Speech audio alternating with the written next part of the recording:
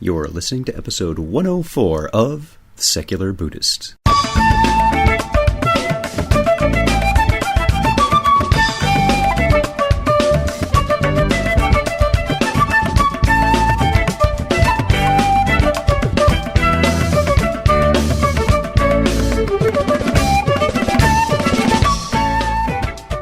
Welcome to The Secular Buddhist. I'm Ted Meissner.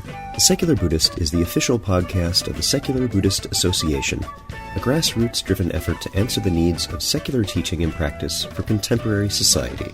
The podcast has interviews and roundtable discussions pertaining to engaged Buddhist training and practice, and the SBA website has show notes for each episode along with resource materials.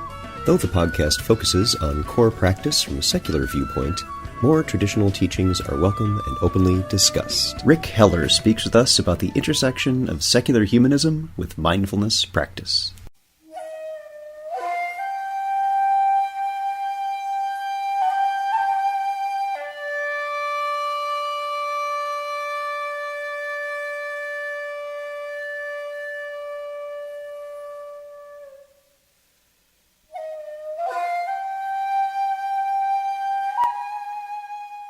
There's been a great deal of discussion online recently about how secular humanism has very strong alignment with what we're calling secular Buddhism.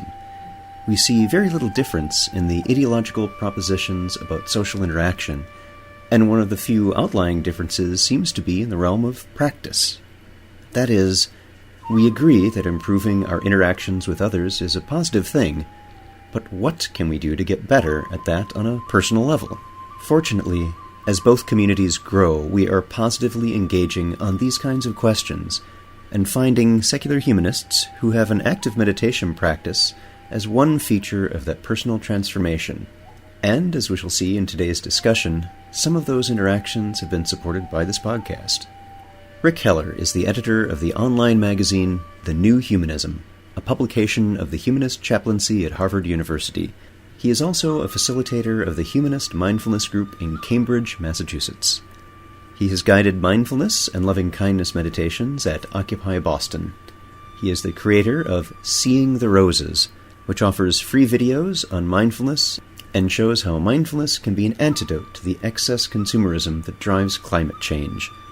Rick's writing has appeared in The Humanist, Tikkun, Free Inquiry, UU World, and Buddha Dharma magazine, and in the Boston Globe and Lowell Sun.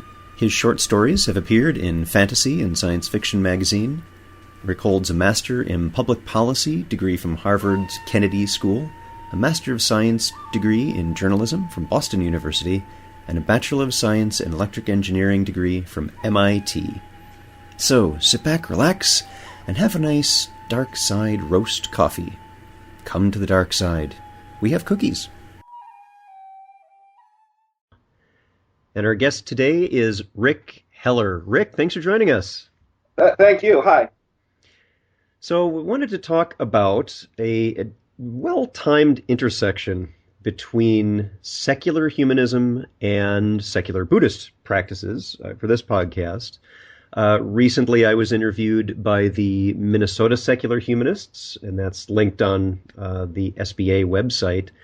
And Rick had been following your work with the newhumanism.org and a lot of your efforts.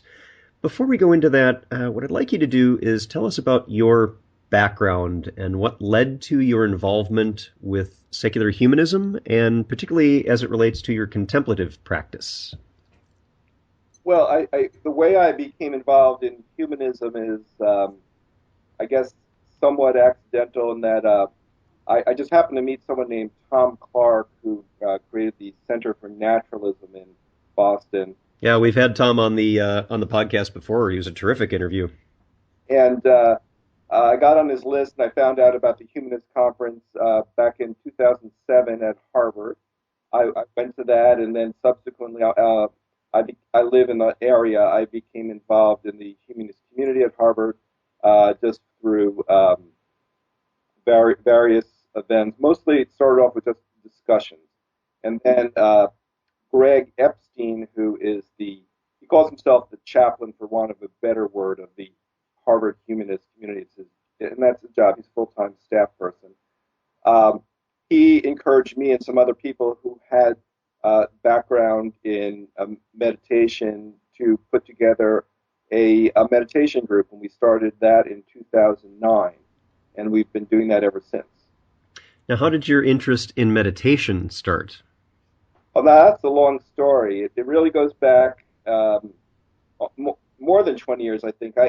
Years ago, I had this experience of psychosomatic pain, which lasted a really long time, and I recovered from that. But in doing that, I became interested in um, uh, sort of cognitive issues, how the you say mind body things, but I was interested in it also in a scientific way. So I started reading about the literature, and I also did do a little bit of meditating. Actually, my first meditation was secular. I learned it at the YWCA, and it was truly secular, breath meditation. I tried Zen meditation a few times and didn't quite click for me. And then in 2000, I think it was 2006, I happened to be on a airplane to Colorado, sitting next to someone who was reading a book on Buddhism, and we had this discussion. He recommended I try the Cambridge Insight Meditation Center uh, here in the Boston area as being more secular than the sort of Zen experiences, and he thought I liked that better, and I did. Although subsequently, myself and other people have been involved in the humanist mindfulness group. We, even though many of us have been influenced by the insight meditation, we are also doing certain things which are particularly adding some discussion on a maybe more of a peer-to-peer level that doesn't seem to be present in a lot of the more formal Buddhist groups. But basically, I've learned my meditation skills, you could say, mostly from insight meditation, and actually a workshop by Jack Cornfield I went to was quite excellent, and a lot of the things that I lead people on at the Humanist Mindfulness Group actually came from what I learned at that workshop. Now, you've done some very interesting public speaking. One of the ones I'd like you to talk about for a few minutes is I understand you organized a panel on meditation at last year's American Humanist Association conference, and that included Sarah Lazar, who we've had on the podcast before with her scientific work, and Daniel Strain, who organized a meetup group in Houston that we also have linked on the SBA site. Tell us about how that came about and that presentation. What did you focus on in that, and what was interesting to you about doing that? Well, the way that came about is that the annual conference for the American Humanist Association was taking place in Cambridge. So essentially, our chapter was the host chapter, and so we took the initiative to come up with certain ideas. And since the mindfulness group was already existed, it was obvious to me that a session on that topic would be uh, interesting. The other thing is that I'm a freelance journalist. I've written for various magazines, and I've interviewed some scientists on issues such as meditation, including Sarah Lazar, who's at Mass General Hospital research arm there. And I thought she would be a very good person to give a scientific aspect because there are humanists, are skeptical of things, and that's good. And I didn't want them to be too skeptical of what I was saying, so I wanted some backup from the science community. And Sarah Lazar, as your guest, has shown that mindfulness meditation actually is correlated with changes that occur to the brain, which is pretty solid uh, information. So I would say the reaction of humanists was not really skepticism. There are a lot of people who are um, would sort of say, well, it's not for me, and that's fine. But they are not, they don't roll their eyes, let's say. They just sort of say, well, it seems like a good practice for those people who are inclined toward that. But I would say the majority of people are still probably feeling it's not for me. And let me also say, Daniel Strain is actually the person who, as far as I know, was really the first humanist to do a mindfulness group. When we started ours in 2009, we were using his in Houston as a model. So I contacted him I contacted Dr. Lazar and also, of course, the organizers of the conference, and they were very excited. So, in terms of the presentation, I did a PowerPoint that showed a little bit about how our group had unfolded. Um, I did a little bit about the science because, as you know, scientists can be very precise about things. And uh, essentially, I'm a science journalist. It's one of the things I do. So I kind of feel I can kind of do a little bit more of a translation. And so I talked about some of the things that Sarah Lazar and others had studied, but perhaps in a way that um, was less technical. I also brought in information from Daniel Siegel, who's someone I've interviewed. He's written a book called The Mindful Brain. Yep, And we did an interview about that just about a month ago. okay, great. And I really think that his model of how mindfulness works in the cortex is really very promising. So I talked a little bit about that. And actually, we actually had a meditation. We had people, close their eyes for about 15 minutes.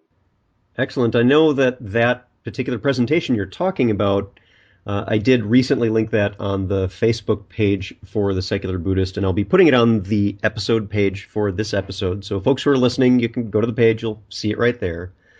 And we've had, as you mentioned, we did have Sarah Lazar on this podcast before, and in fact, most of the members of her team at Mass General have been interviewed here based on the good double-blinded hard science that they're doing on what's happening in meditation. What are the changes that we're seeing in the brain of various qualities? And it's just fascinating to be able to see that this is not just a self-reporting, I feel better, it helps you relax kind of thing, which is how many people who are not active in the contemplative community, particularly in the skeptic community, may view meditation as, oh, it's just relaxation. Yeah. No, it's actually much more than that. Yeah, 20 years ago, there was a critique that meditation wasn't really much better than napping, or even that it wasn't any different than napping. And now I think that there's clear evidence that it is different than napping, and it's up to the individual person to decide which one they prefer. So I also wanted to ask about, and this was very interesting to me because I'm seeing a causative chain of events which is particularly delightful. So I'm going to paint a little bit of a background for the folks who are listening. Is that once upon a time in this podcast, we did an interview with a gentleman named Rick Bateman from Canada, who has a secular Buddhist practice and an online community and a website. And that interview was listened to by Tim Kiley, who was very inspired by that, and he decided that he wanted to start his own group, a meetup group. And he subsequently created the Cambridge Somerville Secular Buddhist Meetup Group. And we had Tim on the podcast with Rick to talk about their efforts. And I understand that's gone through some evolution as it relates to your work, Rick. Perhaps you can pick up the story and tell us what's happened since then. Yeah, I actually participated. Tim founded that group, and when I was a member of Meetup.com, so it popped up on my radar, and I joined it. I think I was there at the first meeting, and we met for about a year. Subsequently, Tim has been involved in some other things, whatever. So he hasn't really been participating as much. So I basically took that and have merged it into our group. The groups are meeting on Sunday and Monday, so now we really just have one, which is Sunday. But so we are getting this flow of people who are coming in through the meetup site as well. One of the things that that Tim's group did, which I would perhaps like to do a little bit more of, is perhaps a little bit more of experimentation in terms of, well, we did homework, which is to say that in addition to the actual meditation, we would have a mindfulness practice that we would do during the week if remembered.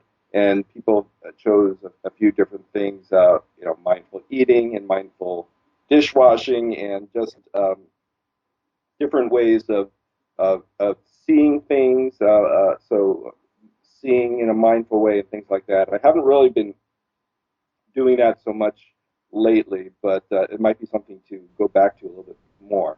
Hmm. Yeah, I noticed that because I'm a member of that group, so I do get the notifications from it, that it was really great to see that there was an ongoing and regular support of the practice more than just the once a week we get together if you can make it. That there's actually things you can take home and do as Yeah, part of your regular practice to encourage and that. because that's actually where I'm trying to take this myself beyond just the sort of formal practice to the mindfulness 24/7 or 16/7. I don't think you can do it while you're asleep, but um, throughout the day, I think being mindful can have a lot of positive effects on our society if more people acted this way. Yeah, it's very active, and I see the group has grown a great deal since Tim was on the podcast. I see as of this recording, membership looks like it's at 158, which is just terrific to see that it's basically Yeah, they more don't than all come double. at the same time though. But we do at the Humanist Center. We have accommodation. We've had as many as about 20 people, I would say. At, Yeah, that's wonderful to see. Now, I'm wondering how smooth a an association it was in terms of outlook and practice between this. I'm guessing fairly smooth between the what we would term as a secular Buddhist approach and a secular humanist approach. How did that go? I don't feel that there's conflict. Actually, one thing I should mention um, is that Stephen Batchelor has come a couple times, but I think it was about 3 years ago and about 2 years ago, and addressed it was as a guest of the Harvard humanist community and given talks as well. So and I also would say that Greg Epstein, who is the chaplain, is someone who he has some experience in meditation. We're getting him more involved with it. In his college years, he actually went to Taiwan and to study Buddhism there. It was actually a bit of a turnoff, he says, because he felt that the community of people he was studying with really weren't all that into it. Sort of, they were sort of materialistic, and it was just like their job. Mm-hmm. Mm-hmm. And he's actually so he kind of then he like started a rock band, but he's kind of getting more into it now again. He's definitely been not just hosting the meditation, but he actually is very often at the meditation. Mm-hmm. And for folks who are familiar and they're like, wait, I know that name, I know that name. Greg is, as Rick had mentioned, the secular humanist chaplaincy at Harvard. He is the author of Good Without God. And so we that he's definitely that's definitely a very strong humanist component. But we do have, in terms of the meditation and mindfulness, we're openly say that these are derived from Buddhism, but are we basically, I would say, cut out rebirth. We don't believe in anything supernatural, but we treat it as an exercise of the mind. We find that there's evidence that it works, and to me, actually, Buddha, I see the Buddha as kind of a philosopher like Socrates. I don't really see him as a religious figure, and I think if you look like that, and certainly humanism looks toward ancient philosophical figures like Seneca, uh, Aristotle, and those people are people of high reputation. Humanism is not just a modern movement, but does look toward the exemplars in the ancient world. So I try to put Buddha in the sort of same category as these other sort of secular giants. And actually, I think if you look at some of these people like Plato actually did have what we would call a spiritual aspect. I believe he actually believed in the rebirth as well. So it's not like Buddha is religious and Plato is secular. That whole ancient world, there was a little bit of an intermixture, and we're trying to pick up the best of the whole lot. It's interesting. Everything you've said in the past couple of minutes in your description of secular humanism is precisely the same things that we say on secular Buddhism, that this is a naturalistic approach. It's for people. It's not limited based on one's religious affiliation. We view the Buddha as an important historical figure who contributed to study of the mind. All of that is in perfect keeping with what we've been saying in secular Buddhism. I do want to talk about the site, and for folks who are listening, again, that's thenewhumanism.org. It was very exciting to see this because you do have quite a number of the same kinds of articles and blog posts that we see on the Secular Buddhist Association site. And in fact, many of the folks that you have who've written blogs for you have been guests here. I see Sikibu Hutchinson has an article there on cultural clashes in urban America. And of course, we've had Sikibu on the podcast before on diversity issues. And Stephen Batchelor, there's an article there by him. So it's interesting to see that these really are not just a little bit in alignment, they are really quite strongly in alignment. Good. I mean, basically, what we describe when we talk to people about what humanism is, it's you are basically saying, I don't believe in the supernatural. That's what you don't believe in. And then the idea is, okay, so now what do you believe in? What we're trying to do with the humanist community is actually to do community building. We have people to help each other, and also community service work for people to help people, in the wider community. Because that's actually something that's I'd say a major draw. A lot of people enjoy the work of helping other people. Yeah, I see this with the secular humanists here and nationally in your organization, and also with many of the secular Buddhist groups, that they are active. They are not sit on the cushion, contemplate your navel in that stereotypical sense, and the practice is only about one's personal development. No, this is going out onto the streets. We see that with Noah Levine and his Against the Stream Dharma Punks work. We see this with Bernie Glassman and the work he's doing in New York. We see this everywhere. So again, we have very strong resonance with what you're doing with the secular humanist work on New Humanism. Very good. Now, I also wanted to chat for a bit about two other things in particular. One is your project, Seeing the Roses. And for folks listening, I said it slowly like that because this is a web address coming to you, seeingtheroses.org. Rick, tell us about that. So part of my journalism in science journalism, I've learned about the motivational system in the brain. I was first interested in pain because, as I mentioned, I'd had a pain experience many years ago. Subsequently, I've actually learned that what they call the reward system that governs our desires is intimately related to the pain system. They actually both operate on the common currency of the internal opioids, which opioids both relieve pain, and they actually are one of the aspects of pleasure. The dopamine is more the chemical of desire, and the opioids are the chemical of the pleasure you have when you get what you desire. So that sort of journalism that I was doing, I learned about how desire and the satisfaction of desire worked, and I saw that one of the things that seems to be happening in our economy is that we've learned, or not we, but companies and advertisers have learned how to make desire insatiable.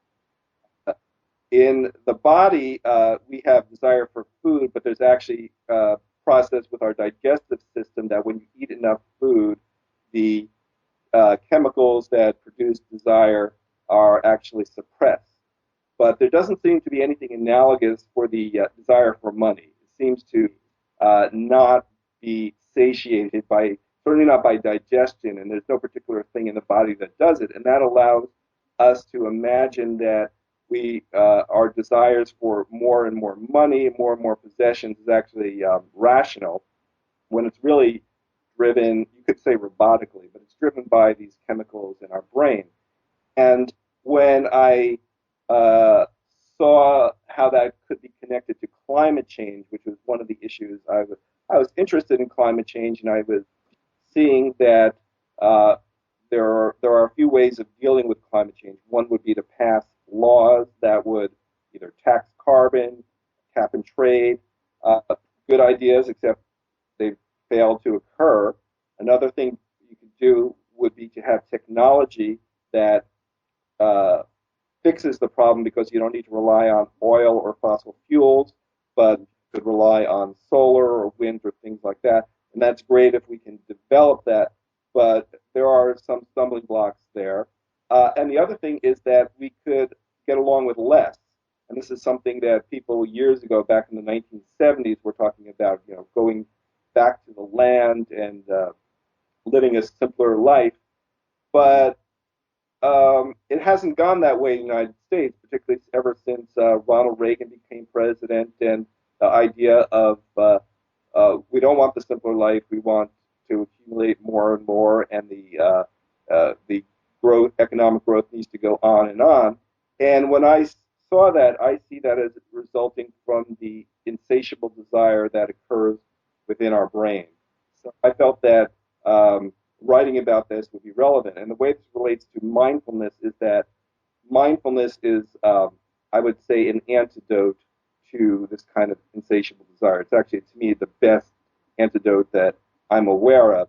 It's a little complex to see how that works, but the desire has something to do with the way our habit system works, that we get tired of the things we have, and when we relate to things habitually, they don't produce the same amount of satisfaction. So we always want to go on to something new. But when we're mindful, we can actually experience the things we have as if they were still fresh. We don't have to take them for granted. And so I believe we are mindful is actually one way of getting over this insatiability to acquire more and more things, and that we can actually enjoy the things we have. So I created this website called Seeing the Roses. It's obviously related to Stop and Smell the Roses, but I do have a sort of visualization exercise there. It's one of the things I do. So the idea is that if we are more mindful, we will enjoy the things we have. We'll have less desire to acquire more and more things. And that would contribute to what we need to do to avert climate change. It's interesting to hear you talk about how mindfulness is an antidote, and the best antidote that I think we have, I would agree with you on that, on our greed, and that this is a neurological function. It reminds me of the phrase that Dr. Rick Hanson, author of Buddha's Brain, uses, which is self-directed neuroplasticity.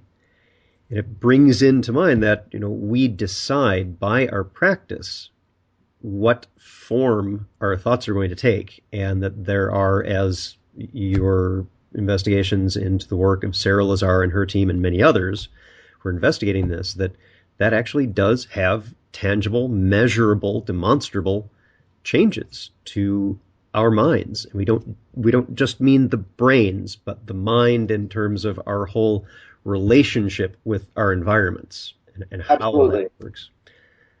So terrific to see that. And the other thing that I wanted to talk about, and you were planting some seeds very well in your description of your website, Seeing the Roses, is you've also just recently come out with a new book, and as an online version, which I hold right here in my hands because I've got my Kindle here. And the book title is Occupy the Moment, A Mindful Path to a New Economy, a 99-cent book for the 99% by Rick Heller. Tell us about the book and what drove you to write this and what it's about. Well, I think that greed is the same problem between climate change and social injustice. It just drives both of them. So I've already been doing this writing, this website, and a certain amount of writing about how we can overcome this insatiable desire, which I would say is synonymous with greed. Um, And it occurred to me that what the Occupy movement, which it just started out. I wasn't there at the very beginning, but within about a month or so, I was actually attending Occupy Boston, where I live, and I actually ended up leading a mindfulness meditation and later a loving kindness meditation there. And I talked about how mindfulness is a way of overcoming greed, because you can have protests against greed, and I'm in favor of those. I'm a little skeptical, though, that they're going to lead to legislation that will actually change things, because the lobbyists for the banks and the financial sector, I think, know how to they know how to withstand these sort of outside pressures. So I think that a way of dealing with greed through cultural change might actually, in the long term, be more effective. Yeah, and that's how many of us see this practice is not just personal development, but a societal change. And Stephen Batchelor makes that point in his talks on secular Dharma, with one of his references is a sutta that's about a city. And this is a very pragmatic and very meaningful simile that's used to clearly show that this message is about this world, this time, right now. And that's what we're doing in our modern day, is taking that practice and applying it to societal change. Yeah, so I think that the Occupy movement, I would say, currently is focused on the protests, and I'm not against anger, because I think a little bit of anger can kind of be motivating. It's this if you the Buddhist the metaphor of the three poisons, the problems of greed, hatred, and delusion, I think are very relevant. I think a protest against greed is very important, but we have to be careful about hatred. And I've been thinking about what the distinction is between anger and hatred, and I think that hatred is habitual anger, and the difference between that is anger is something that, if it's very specifically tied to something uh, troubling that someone did, that something hurtful that someone did, that a certain amount of anger can be appropriate, because anger motivates a person to deal with that problem. Where it becomes harmful is when it becomes hatred, when it becomes a habit, so that simply another person who, for instance, resembles that first person by their some aspect of their hair, body, skin color, anything like that, and it's totally blameless. But just because you are habituated to disliking that first person, it can therefore transfer into a feeling of anger against another person who might resemble that first person. That is something that is very troubling. And so I think that focusing on fighting greed with maybe a little bit of anger, but making sure it doesn't get out of hand. But I think that ultimately, I believe that loving kindness is the way to go, because the world needs to learn how to live on less. And this is going back to being the roses idea in terms of climate change. I think we need to learn how to feel better, and that ultimately, if we can become role models for feeling better without possessions, as to say, we need to have our physical needs for food, shelter, clothing, health coverage taken care of. But beyond that, our needs are psychological. And if we can find psychological ways of feeling better rather than having to acquire a lot of possessions which pollute to feel better, or to exploit other people to get the money to buy those possessions in order to feel better, uh, that it would be much better if we can use psychological practices like mindfulness, like loving kindness meditation, things like that, to directly feel better, which is ultimately what we want to do. Yeah. Something I'm going to suggest to the listeners is this question of anger and hatred and their relationship is a tricky one. And what I know the older texts in Buddhist practice have suggested is that anger is a momentary response that we have to something. It is an aversion. and that arises and falls. Hatred is when that crystallizes, when that becomes tied to an object of ongoing and sustained anger.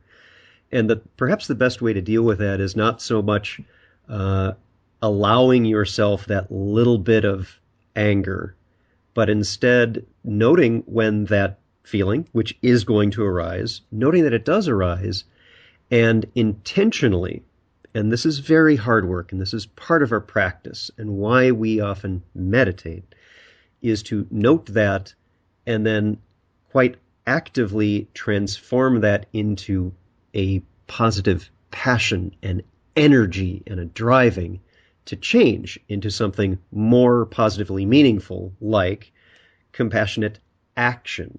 Being compassionate and being practicing loving kindness, that's not a pacifist kind of thing to do. That could be really quite active, and we see that with the engaged social Buddhism kinds of activities where that's taking root, and we see this with what Rick is talking about right now. Rick, what's next for you? What do you want to see happen in the next couple of years, and how are you working on these goals?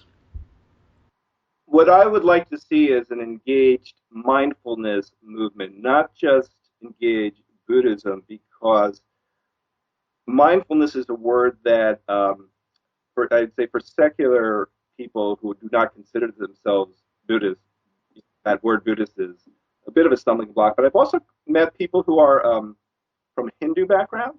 And mindfulness is something that they relate to, but they're not Buddhist.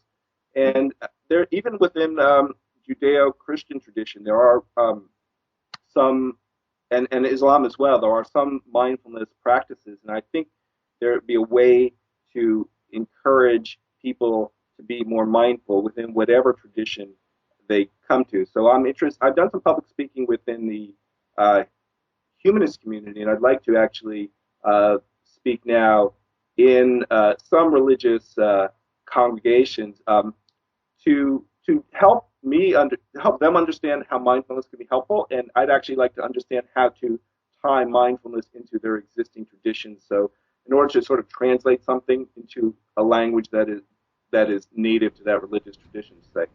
Mm-hmm. Yeah, I think that's an excellent engagement to have. I do participate in interfaith dialogues on a regular basis, and just that open sharing of here's what we find personally enriching and providing positive guidance to us in our moment-by-moment actions, that's a really good way to engage that this is a human thing, this mindfulness practice. It's not just for Buddhists, and that's a message that I keep trying to get out. And I think the humanist groups and movement are a wonderful, wonderful and powerful group to carry that message forward. Yeah, I agree with you. So we've been speaking with Rick Heller, and you can find more about what Rick is doing on a couple of websites for you. One is thenewhumanism.org. Another is seeingtheroses.org. And the book we've been talking about, there's a website for that, occupythemoment.org. Rick, you are also the editor of the online magazine, The New Humanism. How can people get that? Well, it is online at thenewhumanism.org, and we are open to contributions. So people are welcome to propose an article. If you go to the About page on that website, it talks about how to propose an article. Excellent. Rick, thank you very much for your time. I really appreciate talking with you today. Thank you.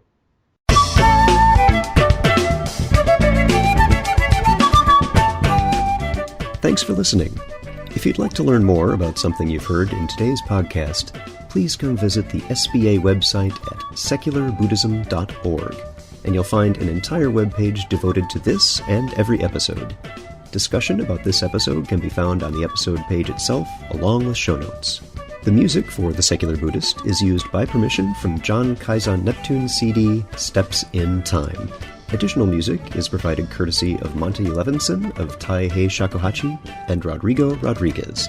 Their websites are also linked on the SBA site on the About Podcast Music page. Until next time, remember, every moment you have a choice. Make it the best you can. See you next time on The Secular Buddhist.